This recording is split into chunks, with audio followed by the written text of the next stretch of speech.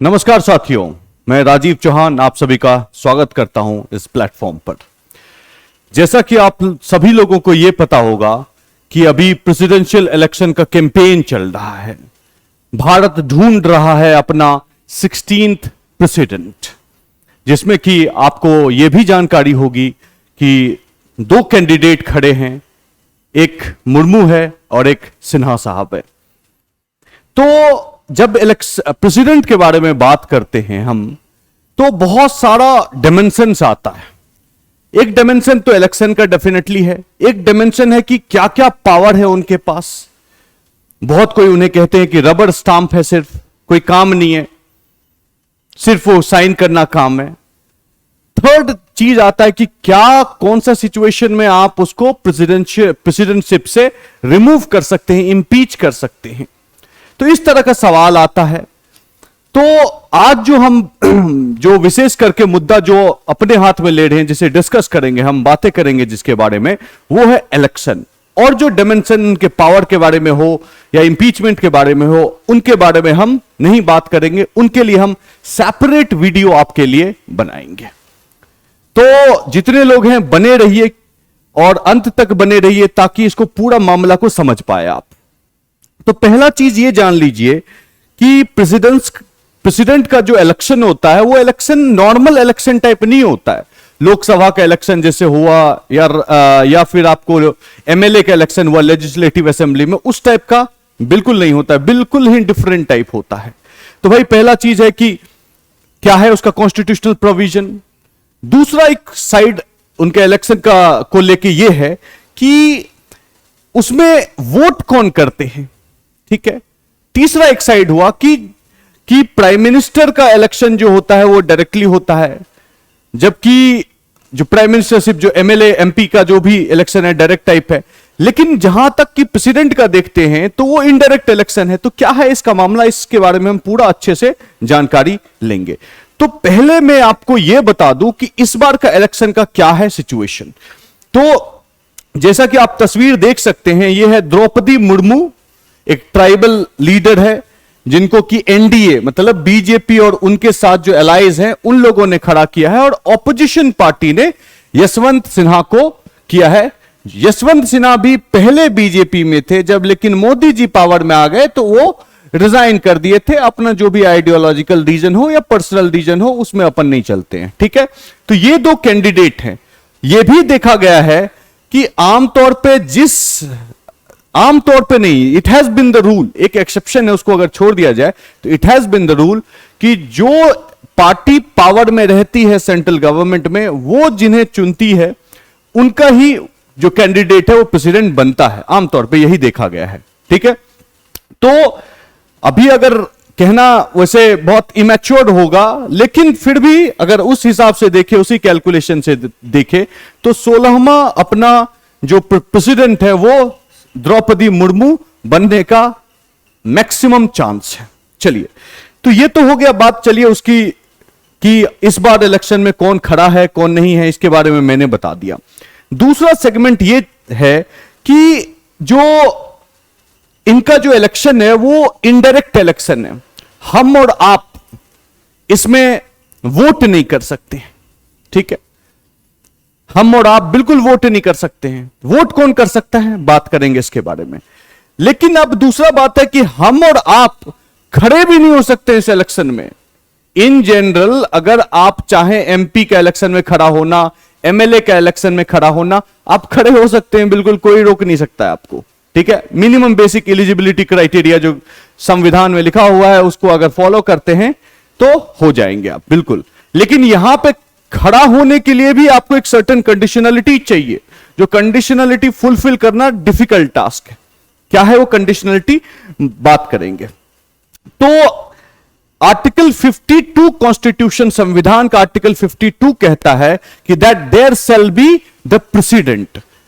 तो आपको हर समय लगे एक प्रेसिडेंट भी है, अमेरिका में तो सिर्फ एक प्रेसिडेंट है, प्राइम मिनिस्टर नाम का कोई चीज नहीं है। यहां पे हमारे साथ प्रेसिडेंट भी है, प्राइम मिनिस्टर भी है। तो क्या है मामला, तो याद रखिए प्रेसिडेंट जो है वो हेड ऑफ द स्टेट है, और जो प्राइम मिनिस्टर है वो हेड ऑफ द गवर्नमेंट है।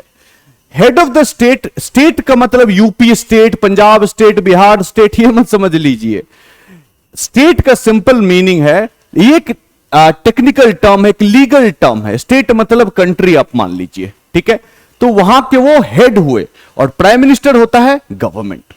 तो जितना भी एग्रीमेंट होता है, लॉ बनता है, जो भी होता है, उन पे इन्हीं का हस्ताक्षर होता है या इनके नाम पे काम किया जाता है। जितने भी कॉन्स्टिट्यूशन पे जो कॉन्स्टिट्यूशनल पोजीशन है, यही उनको अपॉइंट करते हैं, ठीक है। इनफैक्ट प्राइम मिनिस्टर भी जो है, हमारे मोदी जी भी बने हैं, उनको अपॉइंटमेंट प्रेसिडेंट ने किया है, ध्यान रखिएगा। तो प्रेसिडेंट जो है हेड ऑफ द स्टेट है, भारत का हेड है, उसे कहा जाता है पहला नागरिक। भारत के जो प्रेसिडेंट हैं वो हो गए क्या, आपका पहला नागरिक। तो अब तो आर्टिकल 52 कहता है कि there shall be a president, कि कभी भी कंट्री चल नहीं सकता है बिना प्रेसिडेंट का। इस चीज को ध्यान रखिएगा। प्रेसिडेंट मांगता ही मांगता है 24/7 365 डेज। ऐसा नहीं हो सकता है कि प्रेसिडेंट का सीट कभी वेकेंट है, क्योंकि उस टाइम में स्टेट क्या हो जाएगा, हेडलेस हो जाएगा। हेडलेस स्टेट कोई स्टेट नहीं होता है, डेफिनेशन फिट नहीं होता है। तो स्टेट प्रेसिडेंट मांगता ही मांगता है, पहला चीज। अब दूसरा चीज की क्वालिफिकेशन क्या है, कि कौन प्रेसिडेंट के इलेक्शन में खड़े हो सकते हैं। यह एक बहुत बड़ा मुद्दा है। जैसा कि मैंने पहले कहा था कि सब लोग खड़े नहीं हो सकते हैं, तो कौन खड़ा हो सकता है।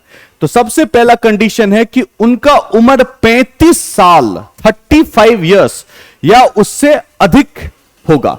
तो अगर मैं अपने बारे में बात करूं तो मैं एलिजिबल ही नहीं हूं उसमें खड़ा होने का, क्योंकि 35 इयर्स से नहीं हुआ है, या जो भी जिनका भी 35 इयर्स नहीं हुआ है वो खड़ा नहीं हो सकते। पहला कंडीशन वो है। दूसरा चीज कि वो ऑफिस ऑफ प्रॉफिट को होल्ड ना करे।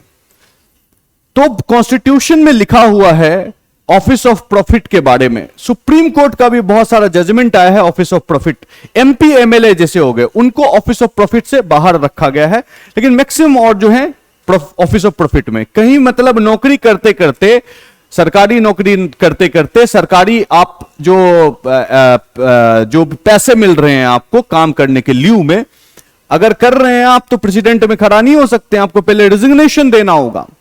इसी बात पे एक बार केस हुआ था, पीए संगमा ने केस कर दिया था किस पे, प्रणब मुखर्जी का कैंडिडेचर पे, ठीक है। तो वो एक है कि ऑफिस ऑफ प्रॉफिट आप होल्ड ना करो। थर्ड कंडीशन क्या है, they must be qualified for the election as a member of Lok Sabha.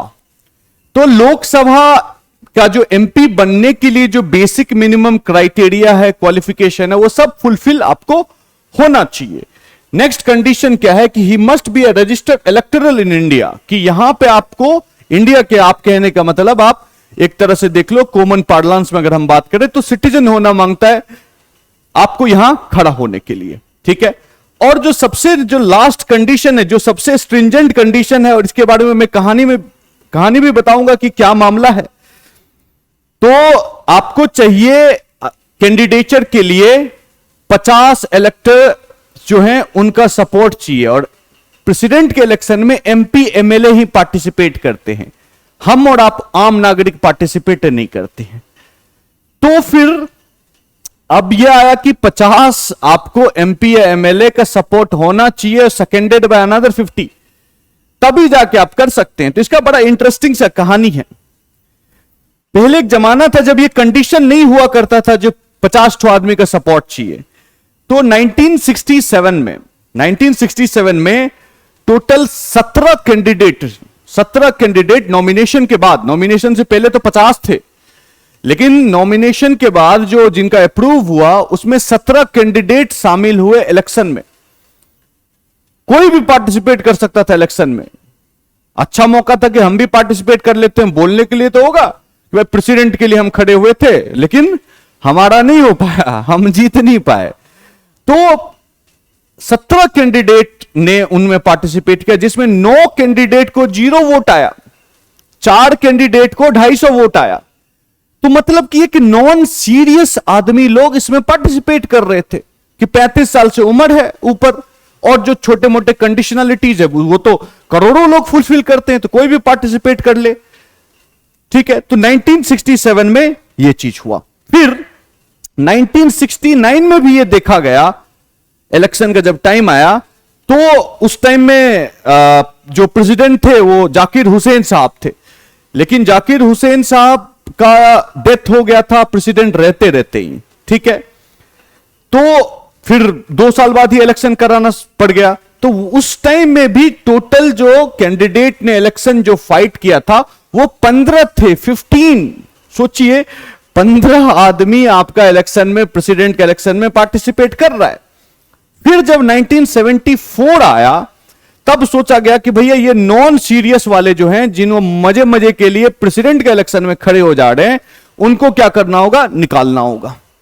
ऐसा तो हम नहीं कर सकते हैं बिल्कुल भी, तो serious people is what we want. उसी टाइम में कंडीशन लगाया गया कि अगर आप प्रेसिडेंट के इलेक्शन में खड़े होते हैं तो मिनिमम 10 प्रपोजर और 10 सेकेंडर चाहिए। मतलब आपको 20 लोग चाहिए जो कि आपको एमपी एमएलए कैटेगरी के, तब आप खड़े हो सकते। भाई 20 तो एमपी एमएलए किसको, कहां से आप लेके आओगे? तो आम आदमी, नॉर्मल आदमी नहीं हो सकता। तो अब जो होगा वो सीरियस कैंडिडेट ही होगा। तो ये जो रूल लाया गया वो 1974 में रूल लाया गया था, और उसके बाद से नॉन सीरियस कैंडिडेट एलिमिनेट हो गए कंप्लीटली। और ये जो कंडीशन जो हमने बताया कि स्टार्ट जब 1974 में हुआ था तो 10 प्रपोजर 10 सेकेंडर का था, जो बढ़ के हो गया 50 हो गए टोटल, ठीक है। अब कुछ और जो फैक्ट है रिलेटेड टू इलेक्शन, मैं उसके बारे में बताता हूं कि ये है संजीवा रेड्डी, ठीक है। नीलम संजीवा रेड्डी है, ये एकमात्र प्रेसिडेंट हैं, ध्यान सुनिएगा, एकमात्र प्रेसिडेंट हैं जो कि अनकंटेस्टेड ही जीत गए थे। इनका ऑपोजिशन में कोई था ही नहीं।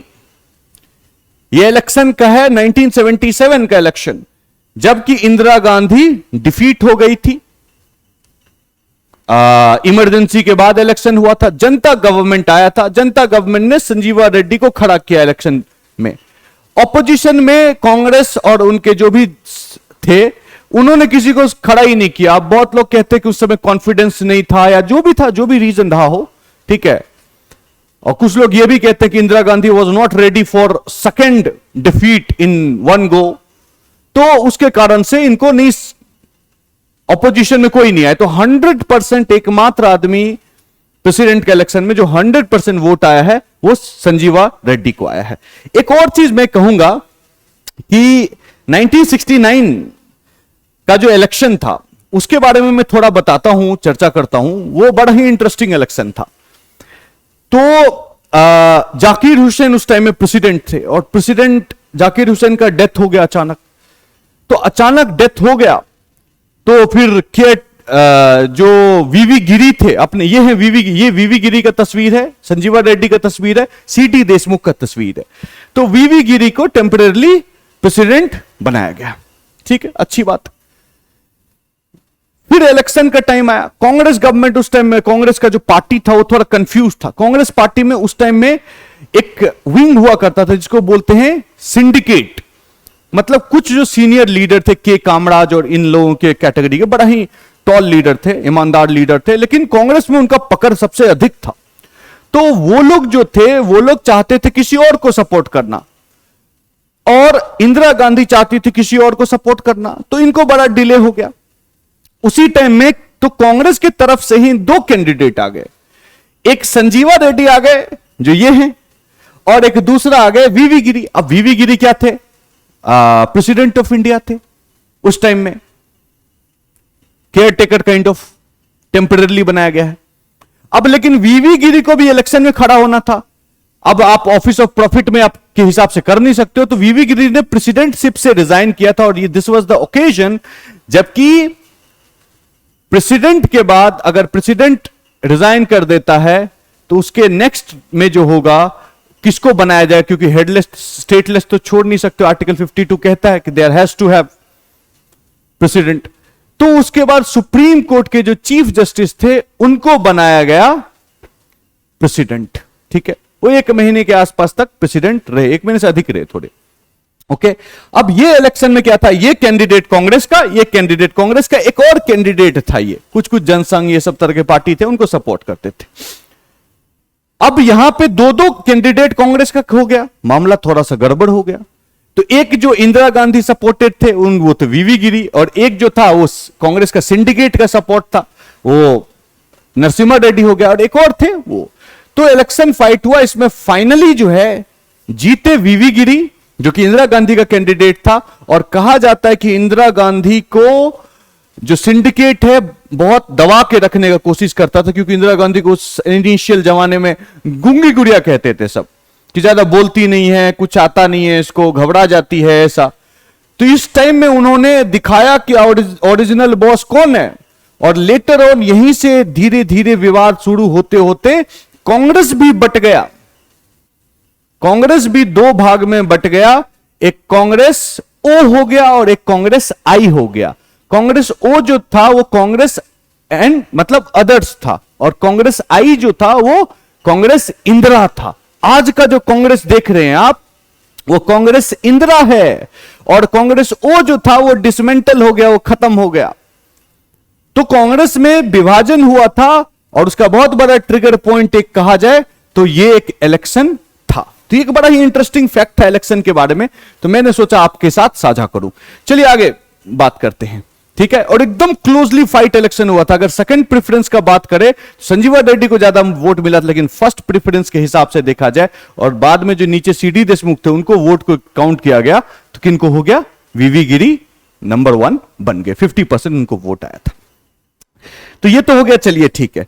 अब दूसरा बात में हमने कहा था कि कौन लोग इसमें इलेक्ट कर सकते हैं, वोट कर सकते हैं। नॉर्मल वाला जो राजनीति होता है एमएलए एमपी का, उसमें हम वोट करते हैं, लेकिन प्रेसिडेंट के इलेक्शन में कौन वोट करते हैं। तो प्रेसिडेंट के इलेक्शन जो है अकॉर्डिंग टू, मतलब अगर संविधान का देखें, ठीक है, तो संविधान आर्टिकल 54 में कहता है कि वहां पे एक इलेक्टोरल कॉलेज होना चाहिए, और इलेक्टोरल कॉलेज जो है चुनेगा किसको, प्रेसिडेंट को। तो अब इलेक्टोरल कॉलेज में कौन कौन लोग हैं भाई, तो एमपी और एमएलए सिर्फ उसके मेंबर हैं, वही लोग सिर्फ वोट कर सकते हैं, उसके अलावा कोई वोट नहीं कर सकता है। दूसरी बात, जो नॉमिनेटेड मेंबर है उनको नहीं है अधिकार कि वो वोट कर पाए किसमें, इलेक्शन में, ठीक है।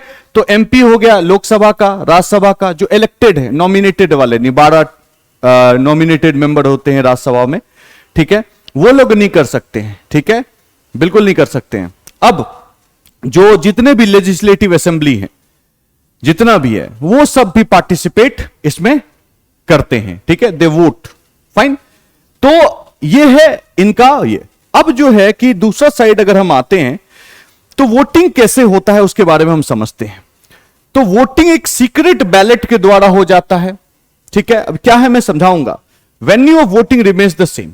तो ये दोनों चीज के बारे में बताऊंगा, लेकिन थोड़ी देर में आगे चल के थोड़ा सीक्वेंस में जानकारी में देता हूं। उससे पहले जो वोटिंग होता कैसे है वो समझिए। मान लीजिए एक आप एमएलए हैं या एमपी हैं, तो आपको यहां पे दिया जाता है एक पेपर, बैलेट पेपर, जिसमें अगर मान लीजिए 2 से अधिक कैंडिडेट है, जैसे हमने बोला 17 कैंडिडेट है, तो कैंडिडेट को आपको करना पड़ेगा, प्रेफरेंस देना होगा। कैंडिडेट बी है उसको 1 दे सकते हो, कैंडिडेट ए है उसको 2 दे सकते हो, इसको 3 दे, कुछ भी दे सकते हो, ये आप पे डिपेंड करता है, ठीक है। तो पहले काउंटिंग होगा जिसका कि जो कि प्रेफरेंस 1 पे है। प्रेफरेंस 1 जो है, अगर उसका वोट शेयर टोटल 50% से अधिक हो गया, ठीक है, तो क्या माना जाएगा, उसको विक्टर माना जाएगा, विजेता घोषित कर दिया गया। लेकिन अगर 50% नहीं पहुंचा तब क्या होगा, 45% रह गया, एक का 42% रह गया, दोनों में से कोई नहीं पहुंचा, तब क्या होगा, तब जो थर्ड वाला कैंडिडेट, सब देखा जाएगा कि थर्ड नंबर वाले कौन है, लास्ट में नीचे जितने, यहां पे 3 ही है तो 3 ही का बोल रहा हूं, लास्ट में जितने उनका वो जो बैलेट है उसको खारिज कर दिया जाता है। उसमें ढूंढा जाता है कि सेकंड प्रेफरेंस किसको दिया, और वो वाला सेकंड प्रेफरेंस मैंने ए को दे दिया, आपने बी को दे दिया, किसी ने और ने बी को दे दिया, किसी और ने बी को दे दिया, तो सेकंड प्रेफरेंस वाला वोट क्या हो जाता है, शिफ्ट हो जाता है और दोनों कैंडिडेट पे। फिर कैलकुलेट किया जाता है कि 50% से अधिक हुआ कि नहीं हुआ, और अगर 50% से अधिक हो गया तो विक्टर घोषित कर दिया जाएगा। यह प्रोसेस तब तक नहीं रुकेगा जब तक कि कोई एक जीत ना जाए।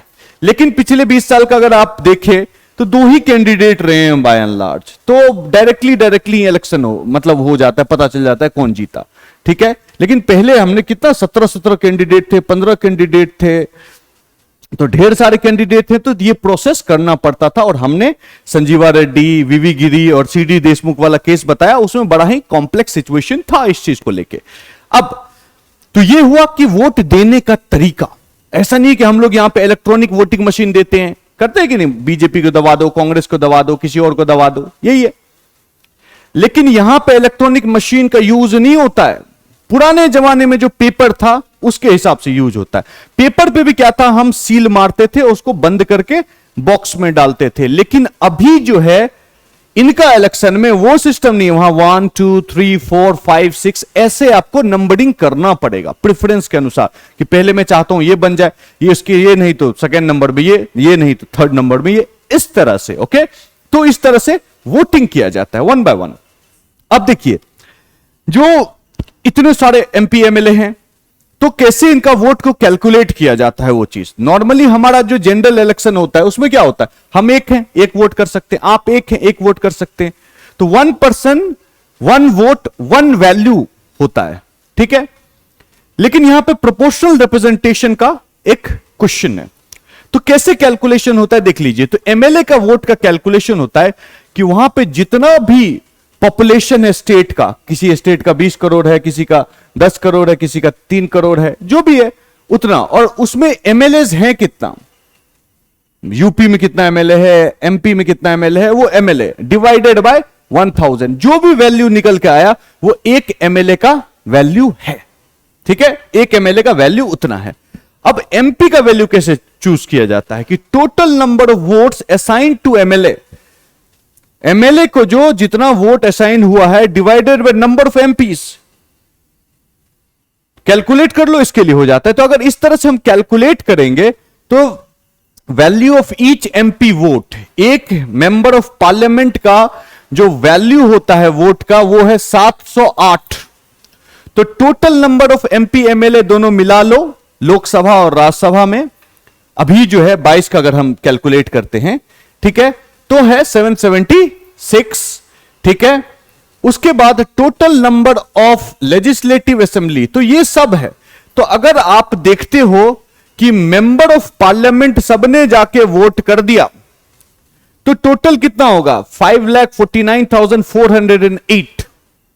ये वाला आपका फिगर जो है वो क्या है, मेंबर ऑफ पार्लियामेंट का है। और ये वाला जो फिगर है 5,49,495, ये क्या है, ये जितने भी एमएलए हैं, चाहे बिहार के हो, तमिलनाडु के हो, गुजरात को हो, नॉर्थ ईस्ट में अरुणाचल का हो, असम का हो, कहीं का भी हो, सब जगह का जो आप जोड़ लोगे तो उनका टोटल वोट का वैल्यू कितना, इतना है। और total number of electors, total vote आपका कितना है 10,98,903, इतना वोट है। इसमें से अगर आप 50% से अधिक ले आते हैं, ठीक है, तो आप क्या हो जाएंगे, प्रेसिडेंट बन जाएंगे। तो याद रखिए यहां पे 1 पर्सन 1 वैल्यू वाला सिस्टम नहीं है, प्रोपोर्शनल रिप्रेजेंटेशन है कि एक प्रोपोर्शन कितने को रिप्रेजेंट कर, जितने को रिप्रेजेंट करते हो उतना ही आपको मिलेगा, ठीक है। तो अभी के टाइम में देखे कि द्रौपदी मुर्मू और यशवंत सिन्हा का जो कैलकुलेशन देखे, पूरे स्टेट का कैलकुलेशन है। तो अगर डायरेक्ट देखे, क्योंकि अंदर कौन किसको वोट कर रहा है आइडेंटिफाई करना डिफिकल्ट है, तो डायरेक्ट देखे तो एनडीए को जो है, ठीक है, फिलहाल में अगर सब लोग वोट कर देते हैं, ठीक है, एनडीए के जितने भी हैं, ओके, जितने भी हैं सब लोग को अगर कर देते हैं और तेलुगु देशम पार्टी को इंक्लूड कर लेते हैं अगर हम, ठीक है, उसको अगर इंक्लूड कर लेते हैं तो 5,42,737 वोट्स के आसपास है। और नॉन एनडीए जो है, एंटी एनडीए जो है, उसको 4.5 लाख के आसपास है। और अदर्स हैं जिन्होंने अभी तक नहीं बोला है, वो 75,528 सीट्स वो वोट्स उनके हाथ में है। लेकिन द्रौपदी मुर्मू जीतने का पूरा चांस है, क्योंकि एंटी एनडीए जैसे कि झारखंड मुक्ति मोर्चा, ठीक है, शिबू सोरेन और हेमंत सोरेन का जो पार्टी है, उन्होंने भी बोला कि हम इनको सपोर्ट करेंगे, ठीक है। और शिवसेना ने भी कहा कि हम इनको सपोर्ट करेंगे। तो लग रहा है कि उनका 60% से ज्यादा वोट शेयर निकल के आ रहा है, तो जीतेंगी तो वही, इतना लगभग लगभग तय चल रहा है। लेकिन आगे क्या होगा देखते हैं। लेकिन फिर भी हम वापस आते हैं अपना जो ये है, ठीक है। अब देखिए, तो सबसे पहले एक चीज जान लीजिए कि जब नॉमिनेशन पेपर फाइल करते हैं आप, तो उससे पहले जब भी इलेक्शन कहा जाता है कि सिटिंग जो प्रेसिडेंट का जो टेनियर खत्म होने से पहले ही आपको इलेक्शन कराना पड़ेगा। सिटिंग प्रेसिडेंट का इलेक्शन जो है उससे पहले ही इलेक्शन आपको कराना पड़ेगा, ठीक है। और president vice president election act, ठीक है, 1952, ओके, 1952 का जो एक्ट है वो कहता है कि जिस दिन आपका प्रेसिडेंट का खत्म होने वाला है टेनियर, उससे 60 दिन पहले, 60 डेज प्रायर टू दैट आपको नोटिफाई करना होगा। उसके बाद जिनको जिनको इंटरेस्टेड है, जो जो क्वालिफाइड है, वो क्या करें, अपना अपना नामांकन भरे, नॉमिनेशन भरे। जब नॉमिनेशन भरते हैं तो आपको एक सिक्योरिटी डिपॉजिट देना होता है, 15,000 रुपए का सिक्योरिटी डिपॉजिट, जो कि आरबीआई के नाम पे होता है, जो कि आप रिटर्निंग ऑफिसर को दे सकते हो। रिटर्निंग ऑफिसर आमतौर पे कौन होता है, ठीक है। तो रिटर्निंग ऑफिसर जो होता है, एक कई लॉ में ऐसा कुछ लिखा नहीं गया है, बाय कन्वेंशन है कि चलता आया है तो चलने दो, ठीक है। तो सेक्रेटरी जनरल जो है, चाहे वो लोकसभा के हो या राज्यसभा के हो, उन्हीं को बनाया जाता है आरओ, रिटर्निंग ऑफिसर, ठीक है। इलेक्शन ऑफिसर, इलेक्शन कमीशन उसी को डिप्यूट करती है कि they will conduct, he will be the main person.